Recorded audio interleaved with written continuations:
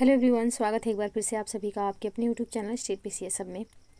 हम सॉल्व कर रहे हैं आर एग्ज़ाम के लिए हिंदी टेस्ट सीरीज। आज हमारा 73वां टेस्ट है। इसके पहले हमने 72 टेस्ट सॉल्व कर लिए हैं और इनका जो प्लेलिस्ट है चैनल पे बन गया है यूट्यूब पे, और साथ ही इनका जो PDF है ये हमारे टेलीग्राम चैनल पे अपलोड होता है। तो टेलीग्राम चैनल का लिंक इस वीडियो के डिस्क्रिप्शन बॉक्स में है, वहाँ से आप टेलीग्राम ज्वाइन कर लीजिए ताकि ये PDF प्राप्त कर सकें।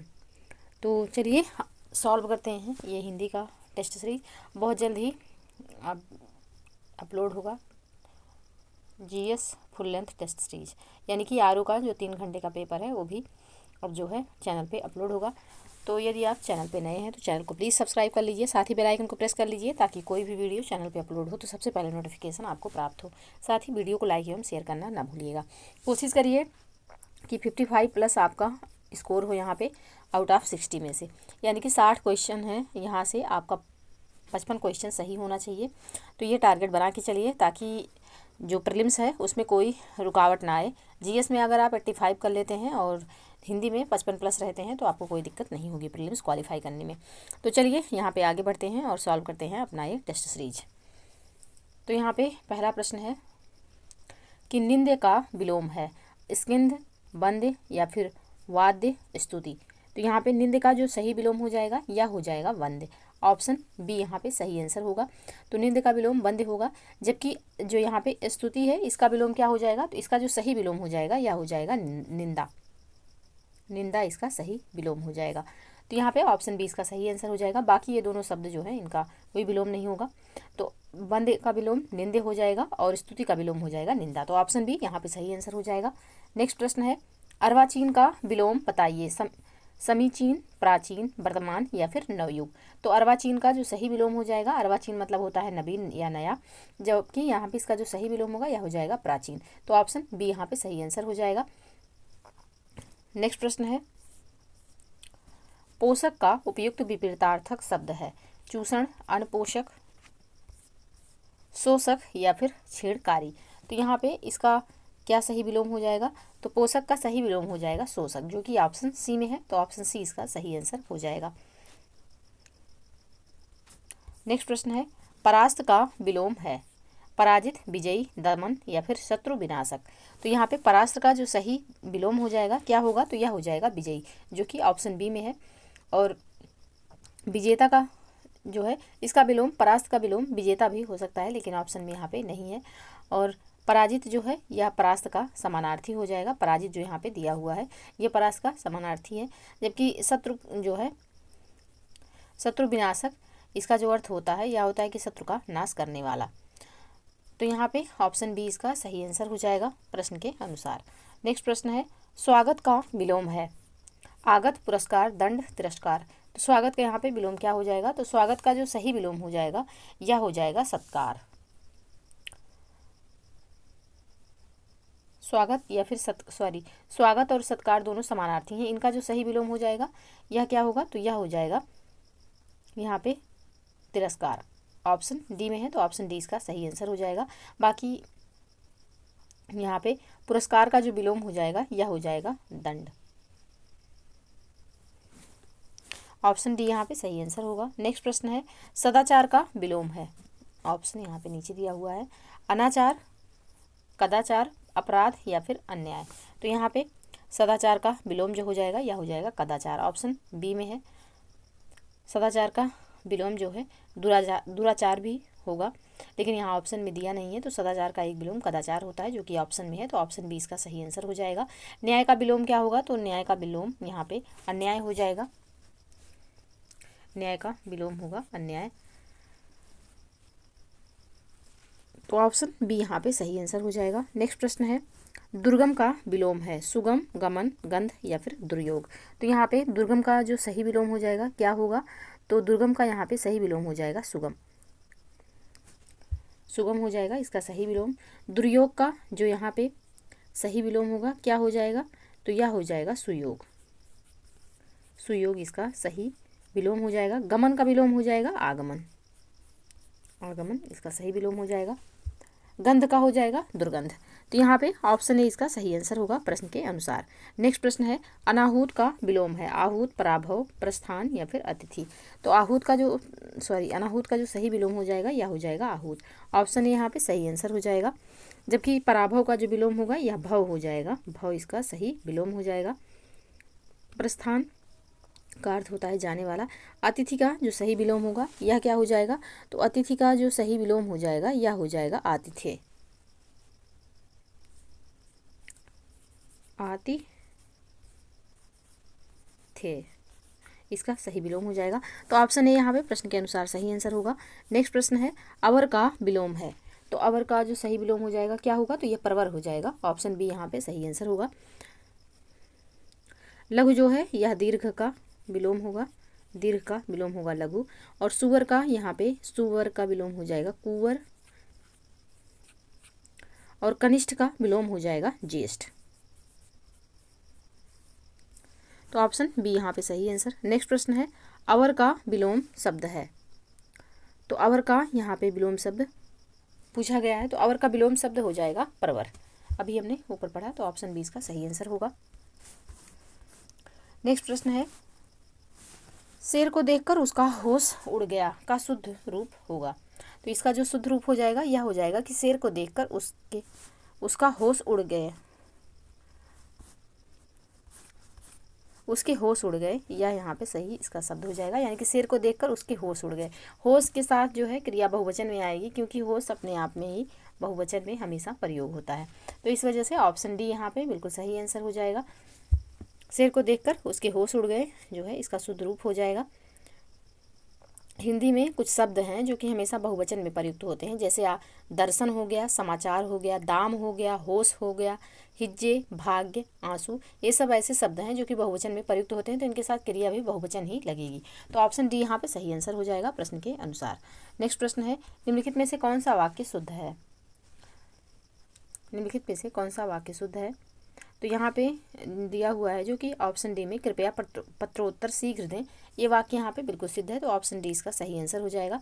बाकी जो यहाँ पे ऑप्शन ए में है कि व्यर्थ बात करने से कोई लाभ नहीं है, तो इसका जो शुद्ध होगा यह हो जाएगा कि व्यर्थ की बात करने में कोई लाभ नहीं है। साथ ही ऑप्शन बी में है कि संपूर्ण देश भर में निराशा छा गई, इसका जो शुद्ध रूप हो जाएगा यह हो जाएगा कि देश में निराशा छा गई। और ऑप्शन सी में जो दिया हुआ है कि भाई ने भाई के साथ सलाह की, तो इसका जो शुद्ध रूप होगा यह हो जाएगा कि भाई ने भाई को सलाह दी। तो ऑप्शन डी यहाँ पे पहले से ही शुद्ध रूप में है, ऑप्शन डी इसका सही आंसर हो जाएगा। नेक्स्ट प्रश्न है महान व्यक्तियों में भौतिक वस्तुओं के प्रति, यहाँ पे खाली स्थान दिया हुआ है, पाई जाती है। वाक्य के रिक्त स्थान की पूर्ति के लिए उपयुक्त शब्द छांटिए। निर्लिप्तता, लिप्तता, निष्कपटता या फिर निपटता। तो यहाँ पे महान व्यक्तियों में भौतिक वस्तुओं के प्रति जो है यह निर्लिप्तता पाई जाती है। ऑप्शन ए यहाँ पे सही आंसर हो जाएगा। ऑप्शन ए बिल्कुल सही आंसर होगा।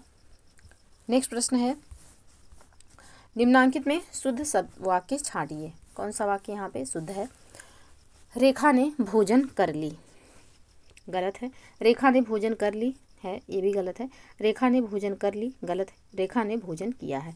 ऑप्शन डी यहाँ पे बिल्कुल सही रूप में लिखा हुआ है, यही वाक्य यहाँ पे शुद्ध होगा। तो ऑप्शन डी इसका सही आंसर हो जाएगा।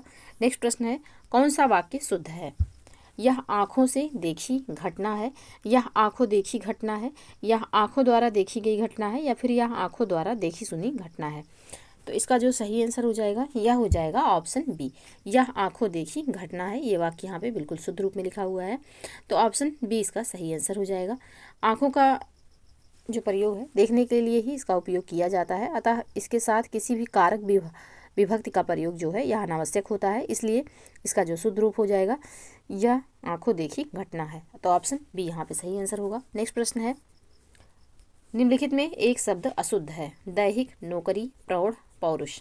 तो कौन सा वाक्य यहाँ पे अशुद्ध है, तो यहाँ पे जो दिया हुआ है नौकरी, नौकरी होता है, जबकि यहाँ पे नौकरी लिखा हुआ है, तो नौकरी इस तरीके से लिखा जाता है नौकरी। तो यही एक शब्द यहाँ पे अशुद्ध है। बाकी दैहिक बिल्कुल सही लिखा हुआ है, प्रौढ़ भी सही लिखा हुआ है और पौरुष भी यहाँ पे बिल्कुल सही है। तो ऑप्शन बी प्रश्न के अनुसार सही आंसर। नेक्स्ट प्रश्न है इनमें से अशुद्ध वर्तनी का शब्द है। चरमोत्कर्ष, वांग्मय, पुनरुत्थान, हिरण्यकशिपु। किसकी वर्तनी यहाँ पे अशुद्ध है, तो यहाँ पे जो वर्तनी दी हुई है यह वर्तनी पुनरुत्थान जो है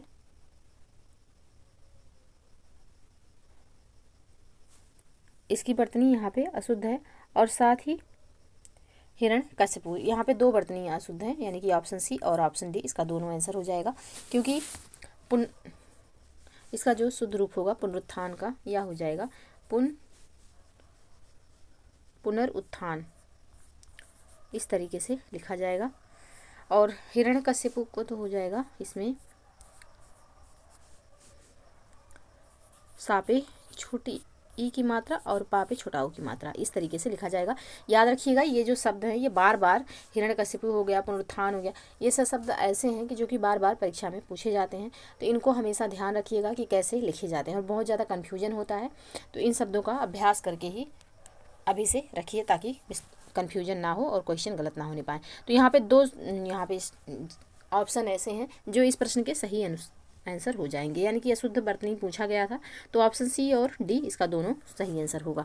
बाकी चरमोत्कर्ष और वांग्मय की जो वर्तनी है यह बिल्कुल शुद्ध रूप में लिखी हुई है, तो ऑप्शन सी और डी इसका सही आंसर हो जाएगा। नेक्स्ट प्रश्न है, निम्नलिखित में से शुद्ध वर्तनी वाला शब्द है।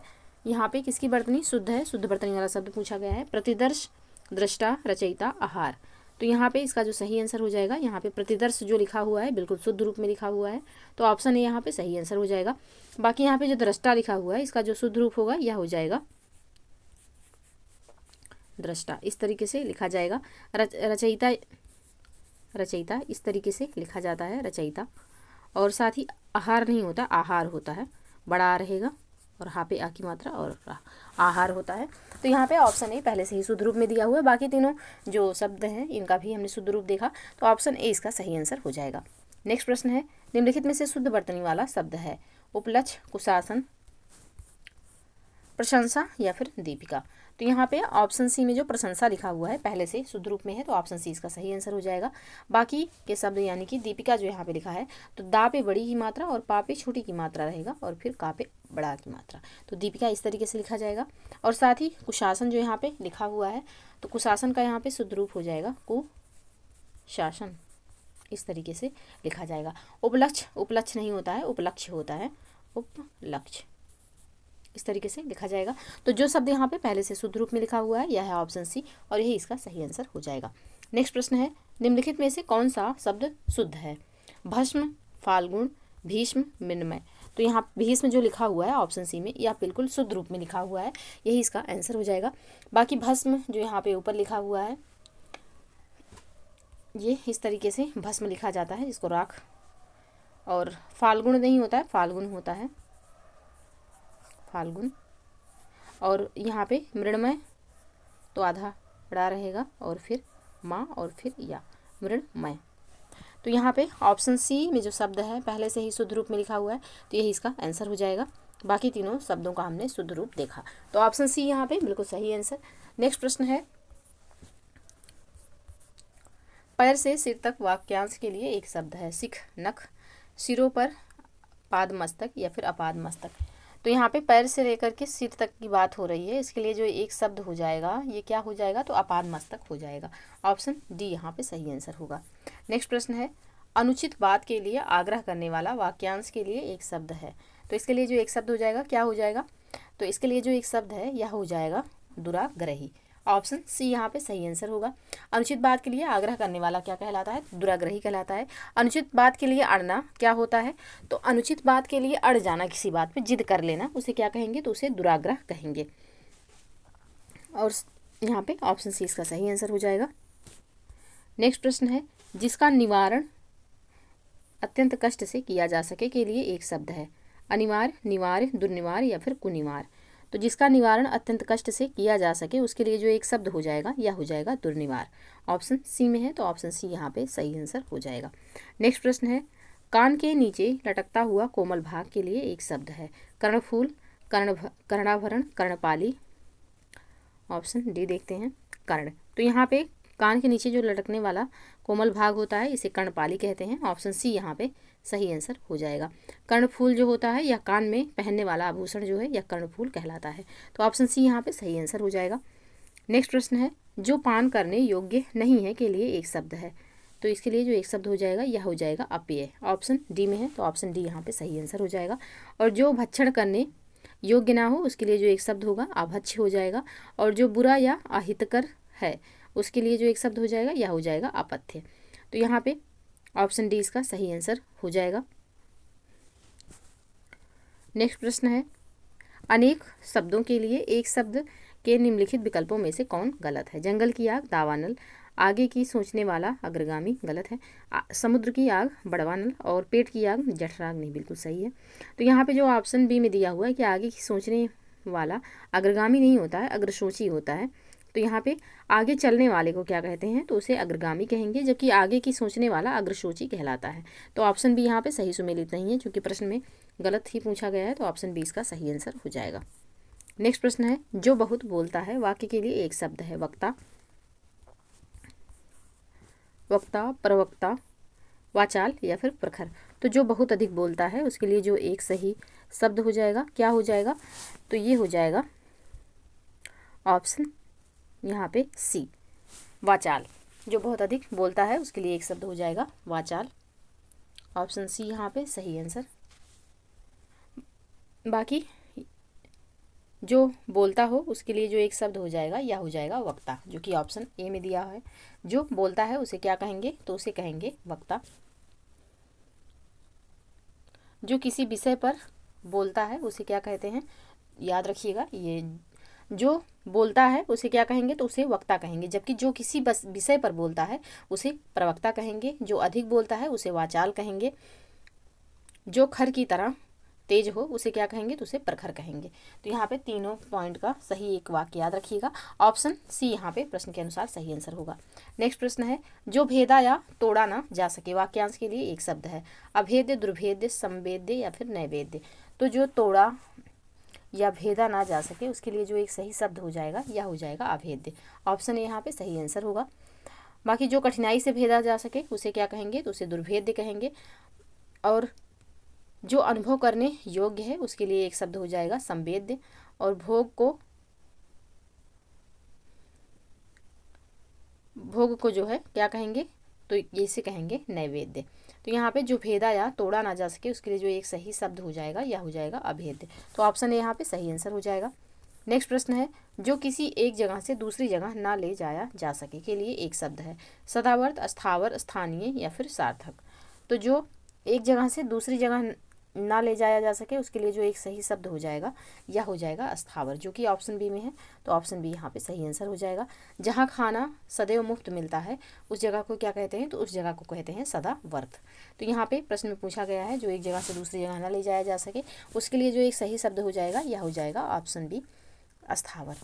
नेक्स्ट प्रश्न है, जिसका कोई शत्रु पैदा ही ना हुआ हो वाक्यांश के लिए एक शब्द है? अजात शत्रु, शत्रुघ्न, शत्रुहीन या फिर शत्रुविहीन।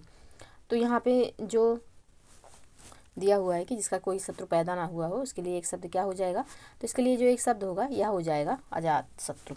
ऑप्शन ए में है, यही इसका सही आंसर हो जाएगा। अपने शत्रुओं का नाश करने वाला क्या कहलाता है? तो यह इनको कहा जाता है शत्रुघ्न। जो अपने शत्रुओं का विनाश करते हैं उन्हें शत्रुघ्न कहेंगे। जिसके कोई शत्रु ही ना हो उसे क्या कहेंगे? तो उसे शत्रुहीन कहेंगे। और साथ ही शत्रुविहीन का भी वही आशय निकलता है कि जिसका कोई शत्रु ना हो। तो ऑप्शन ए यहाँ पे सही आंसर हो जाएगा प्रश्न के अनुसार कि कोई शत्रु जिसका पैदा ना हुआ हो उसके लिए एक शब्द क्या हो जाएगा? तो इसके लिए एक शब्द हो जाएगा अजात शत्रु। ऑप्शन सी यहाँ पे सही आंसर हो जाएगा। नेक्स्ट प्रश्न है, बच्चा शब्द का तत्सम रूप होता है? बच्च, बालक, वत्स या फिर बाल। तो बच्चा शब्द का जो सही तत्सम रूप होगा यह हो जाएगा वत्स। ऑप्शन सी में है तो ऑप्शन सी यहाँ पे बिल्कुल सही आंसर होगा। नेक्स्ट प्रश्न है, निम्नलिखित में तद्भव शब्द है? अग्नि, पुष्प, श्लाका, 14। तो इसमें से जो तद्भव शब्द हो जाएगा क्या हो जाएगा? तो 14 जो है यह तद्भव शब्द है। इसका जो तत्सम होगा यह हो जाएगा चतुर्दश। चतुर्दश इसका तत्सम हो जाएगा। बाकी यहाँ पे शलाका जो है यह तत्सम है, इसका जो तद्भव होगा यह हो जाएगा सुई।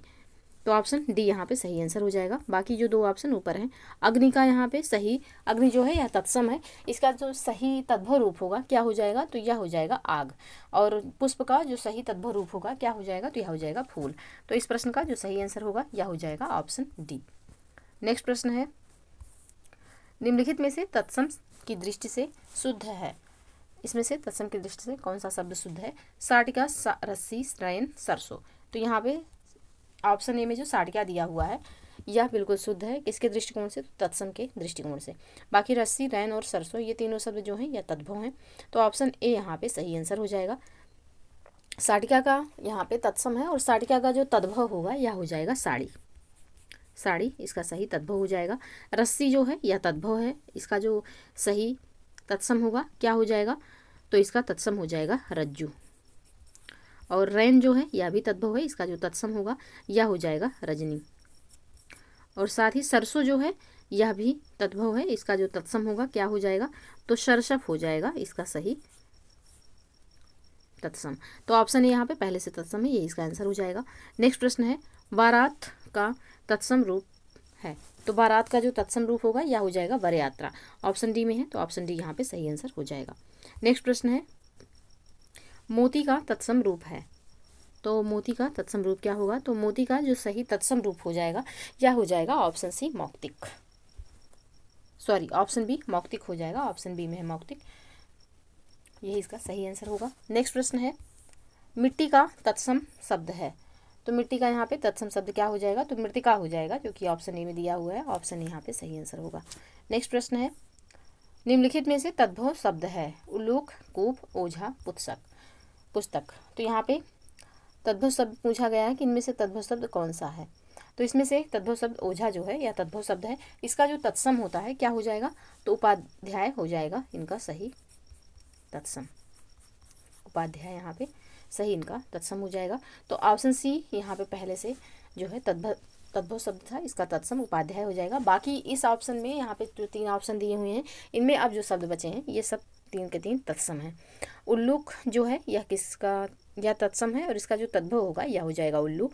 कूप जो है यह तद्भव है और इसका जो तत्सम होगा यह हो जाएगा, सॉरी कूप जो है यह तत्सम है, इसका जो तद्भव होगा यह हो जाएगा कुआं। और पुस्तक जो है यह भी यहाँ पे तत्सम है, इसका जो तद्भव होगा यह हो जाएगा पोथी। तो यहाँ पे ऑप्शन सी प्रश्न के अनुसार सही आंसर हो जाएगा। नेक्स्ट प्रश्न है, निम्नलिखित में से एक शब्द तत्सम है, शपूत, सरीसृप, सांकल, साँझ।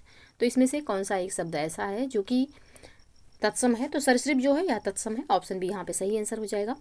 बाकी सपूत जो है यह तद्भव है, इसका जो तत्सम होगा यह हो जाएगा सुपुत्र। सुपुत्र इसका सही तत्सम हो जाएगा। सांकल जो है यह तद्भव है, इसका जो सही तत्सम होगा यह हो जाएगा श्रृंखला। श्रृंखला इसका सही तत्सम हो जाएगा। और साथ ही साँझ जो है यह भी तद्भव है, इसका जो सही तत्सम होगा क्या हो जाएगा, तो यह हो जाएगा संध्या। साँझ का सही तत्सम हो जाएगा संध्या। तो यहाँ पे ऑप्शन बी प्रश्न के अनुसार सही आंसर हो जाएगा। नेक्स्ट प्रश्न है,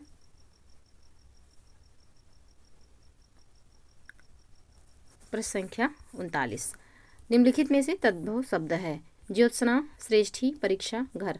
तो यहाँ पे घर जो दिया हुआ है यह क्या है, तो यह तद्भव शब्द है, इसका जो तत्सम शब्द होगा यह हो जाएगा गृह। बाकी ज्योत्सना जो है यह तत्सम शब्द है, इसका जो तद्भव होगा क्या हो जाएगा, तो इसका जो तद्भव होगा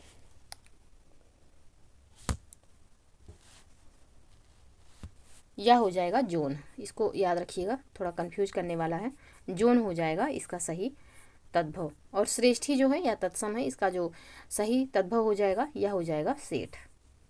और परीक्षा जो है यह भी तत्सम है, इसका जो तद्भव होगा यह हो जाएगा परख। तो यहाँ पे ऑप्शन डी पहले से ही तद्भव है, यही इसका आंसर हो जाएगा। नेक्स्ट प्रश्न है, अखरोट का तत्सम रूप है, तो अखरोट का यहाँ पे तत्सम रूप क्या हो जाएगा, तो यह हो जाएगा अछोट, जो कि ऑप्शन सी में दिया हुआ है और यही इसका सही आंसर हो जाएगा। नेक्स्ट प्रश्न है, निम्नलिखित में से यह वह वाक्य छांटिए जिसमें क्रिया विशेषण का प्रयोग किया गया है। यह कैसे कैसे लोग एकत्र हुए, यहाँ कैसे कैसे लोग एकत्र हुए हैं। यह काली गाय घास, यहाँ पे चर होगी, घास चर रही है। मुझसे खट्टा फल नहीं खाया जाता, तुम जी जान लगाकर पढ़ रहे हो। तो इसमें से कौन सा वाक्य ऐसा है जिसमें क्रिया विशेषण का प्रयोग हुआ है? तो ऑप्शन डी में जो यहाँ पे लिखा हुआ है तुम जी जान लगाकर पढ़ रहे हो, इस वाक्य में क्रिया विशेषण का प्रयोग हुआ है। ऑप्शन डी यहाँ पे सही आंसर हो जाएगा। जी जान लगाकर प्रयुक्त हुआ है जो क्रिया विशेषण है, यानी कि जी जान लगाकर क्या कर रहे हो, तो पढ़ाई कर रहे हो। जी जान लगाना यहाँ पे विशेषण हो जाएगा। तो ऑप्शन डी इसका सही आंसर होगा। नेक्स्ट प्रश्न है, उसका लड़का लंबा है में विशेषण का चयन कीजिए। उस लड़का, लंबा, उसका, उपयुक्त में से कोई नहीं। तो इसका जो सही आंसर हो जाएगा यह हो जाएगा ऑप्शन बी, लंबा। ऑप्शन बी यहाँ पे सही होगा। लंबा जो है यहाँ पे विशेषण है, लड़का जो है यह विशेष से हो जाएगा। तो विशेषण किसे कहते हैं? तो जो विशेष की विशेषता बताए उसे विशेषण कहते हैं। तो ऑप्शन बी यहाँ पे सही आंसर हो जाएगा। नेक्स्ट प्रश्न है, प्रयोग के आधार पर पांडु शब्द है केवल विशेषण, केवल विशेष, विशेषण विशेष दोनों, या फिर उपयुक्त में से कोई नहीं। तो इसका जो सही आंसर हो जाएगा यह हो जाएगा ऑप्शन सी। पांडु शब्द जो है या विशेषण और विशेष से दोनों है। तो प्रयोग के आधार पर पांडु रोग एवं राजन पांडु क्रमशः शब्द विशेषण और विशेष के रूप में प्रयुक्त हो सकते हैं। तो ऑप्शन सी यहाँ पे सही आंसर हो जाएगा। नेक्स्ट प्रश्न है, चतुर विद्यार्थी से प्रश्न पूछो वाक्य में विशेषण है। विद्यार्थी, प्रश्न, चतुर या फिर पूछो। तो विशेषण पूछा गया है, तो इसमें जो है जो सही इसका विशेषण हो जाएगा या हो जाएगा चतुर। तो चतुर जो है यहाँ पे विशेषण है और साथ ही विद्यार्थी जो हो जाएगा यह क्या हो जाएगा, तो यह हो जाएगा विशेष से। तो ऑप्शन सी यहाँ पे सही आंसर होगा। नेक्स्ट प्रश्न है, यह आदमी जो कल आपके घर आया था बहुत बड़ा ठग है, उपयुक्त वाक्य में कितने विशेषण हैं? तो इस वाक्य में विशेषणों की संख्या कितनी है? तो यहाँ पे जो है 4 विशेषण प्रयुक्त हुए हैं। सबसे पहले यह या वह, यानी कि ये हो जाएगा। फिर उसके बाद जो और आपके और साथ ही बड़ा, ये शब्द जो हैं ये क्या है, तो ये सब हो जाएंगे विशेषण। तो विशेषण टोटल कितने हैं इस वाक्य में? तो 4 विशेषण है। ऑप्शन सी यहाँ पे सही आंसर हो जाएगा। नेक्स्ट प्रश्न है, दुष्चरित व्यक्ति से संबंध नहीं रखना चाहिए, इस वाक्य में प्रयुक्त दुष्चरित शब्द व्याकरण की दृष्टि से किस वर्ग में है? तो यहाँ पे व्याकरण की दृष्टि से ये आ जाएगा विशेषण में। ऑप्शन सी इसका सही आंसर हो जाएगा। दुष्चरित विशेषण है क्योंकि यह किसी व्यक्ति की विशेषता बता रहा है और ये गुणवाचक यहाँ पे विशेषण हो जाएगा। तो ऑप्शन सी इसका सही आंसर हो जाएगा। नेक्स्ट प्रश्न है, लाखों लोगों ने इसे महसूस किया, वाक्य में विशेषण है। महसूस, लोगों, लाखों, इसे। तो यहाँ पे विशेषण क्या हो जाएगा? तो विशेषण हो जाएगा लाखों और लोगों क्या हो जाएगा? तो यह हो जाएगा विशेष। तो ऑप्शन सी यहाँ पे सही आंसर होगा। यहाँ पे संख्यावाचक विशेषण होगा, तो ऑप्शन सी सही आंसर हो जाएगा। नेक्स्ट प्रश्न है, ठंडा पानी ठंड पैदा करता है, इस वाक्य में कौन सा विशेष है? तो ठंडा पानी ठंड पैदा करता है, इस वाक्य में विशेष से क्या हो जाएगा? तो इस वाक्य में विशेष जो है या पानी हो जाएगा। ऑप्शन सी इसका सही आंसर हो जाएगा। ठंडा या फिर ठंड जो होगा यह हो जाएगा क्या? तो यह विशेषण हो जाएगा। ऑप्शन सी इसका सही आंसर होगा। नेक्स्ट प्रश्न है, निम्नलिखित में से कौन सा शब्द विशेष से है? अनासक्ति, अनासक्त, अनुशंसित या फिर अपमानित। कौन सा शब्द इसमें से ऐसा है जो कि विशेष से है? तो ऑप्शन ए में जो अनासक्त दिया हुआ है यह विशेष से हो जाएगा। ऑप्शन ए इसका सही आंसर होगा। अनासक्ति जो है यह विशेष से है, इसका जो विशेषण होगा यह हो जाएगा अनासक्त विशेषण। ये जो ऑप्शन बी में है ये अनासक्त जो है यह इसका विशेषण हो जाएगा। अनुशंसित विशेषण यानी कि अनुशंसित का जो विशेषण होगा यह हो जाएगा अनुशंसा, अनुशंसा, इस तरीके से लिखा जाएगा।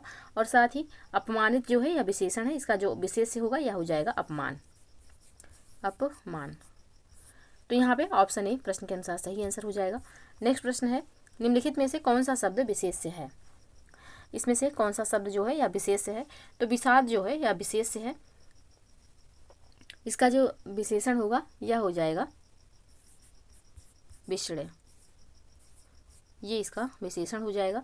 साथ ही यहाँ पे पौष्टिक, पाठकीय और भावुक ये सब क्या है? तो ये जो है विशेषण है। इनका जो विशेष से होगा, पौष्टिक का जो विशेष से होगा क्या हो जाएगा? तो पुष्टि हो जाएगा। पाठकीय का विशेष से पाठक हो जाएगा और भावुक का विशेष से जो है यह भव हो जाएगा।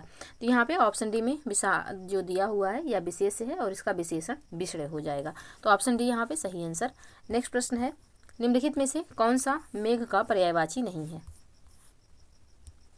पयोधर, जलधर, वारिधर, दामोदर, कौन सा इसमें से मेघ का पर्यायवाची नहीं है? तो दामोदर जो यहाँ पे दिया हुआ है यह मेघ का पर्यायवाची नहीं है, ये धर नहीं है, दर होगा दामोदर।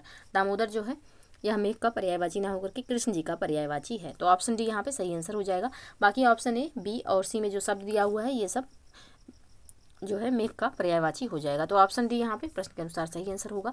नेक्स्ट प्रश्न है, कपड़ा का पर्यायवाची शब्द है सफरी, बीची, पट, हेम। तो कपड़ा का यहाँ पे जो सही पर्यायवाची शब्द हो जाएगा क्या हो जाएगा? तो पट हो जाएगा, जो कि ऑप्शन सी में है, यही इसका सही आंसर होगा। नेक्स्ट प्रश्न है, निम्नलिखित में से कौन सा शब्द कपड़ा का पर्यायवाची नहीं है? वस्त्र, पट, वसन या फिर वासन। तो यहाँ पे पूछा गया है कि कौन सा शब्द वस्त्र का पर्यायवाची नहीं है। पहले में पूछा गया था कौन सा वस्त्र का पर्यायवाची है, और इस प्रश्न में पूछा गया है कि कौन सा वस्त्र का पर्यायवाची नहीं है। तो वासन जो है यह वस्त्र का पर्यायवाची नहीं होगा। ऑप्शन डी इसका सही आंसर हो जाएगा। नेक्स्ट प्रश्न है, पुत्र का पर्यायवाची कौन सा है? पुत्र का पर्यायवाची इसमें से कौन सा होगा? तो तनय जो है यह पुत्र का पर्यायवाची हो जाएगा। ऑप्शन बी इसका सही आंसर होगा। तनय यहाँ पे पुत्र का पर्यायवाची है।